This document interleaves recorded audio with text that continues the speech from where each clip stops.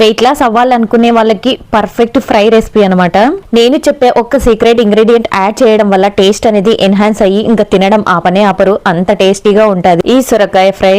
Late ఎందుకు, process లోకి వెళ్ళిపోదాం. ముందుగా సొరకాయ తొక్క తీసేసేయాలి, చిన్న చిన్న ముక్కలుగా కట్ చేసుకోవాలి. ఆ తర్వాత 3 ఉల్లిపాయలని కొత్తిమీరని కూడా కట్ చేసి పక్కన పెట్టుకోవాలి. ఇప్పుడు ఒక ప్యాన్ పెట్టుకొని అందులో 1/2 టేబుల్ స్పూన్ ఆయిల్ యాడ్ చేసుకుని పోపు పెట్టుకోవాలి. కొంచెం ఫ్రై అయిన తర్వాత ఇందులో 1 టేబుల్ స్పూన్ శనగపప్పు వేసేసి లైట్ గోల్డెన్ బ్రౌన్ కలర్ వచ్చేందుకు వేయించుకోవాలి. ఆ తర్వాత ఉల్లిపాయలు, సొరకాయ, 1/2 టేబుల్ స్పూన్ పసుపు, 1/2 టేబుల్ స్పూన్ ఉప్పు వేసేసి లో ఫ్లేమ్ లో మధ్య మధ్యలో కలుపుకుంటూ మూత పెట్టేసి 10 నుంచి 15 నిమిషాలు మగ్గించుకోవాలి.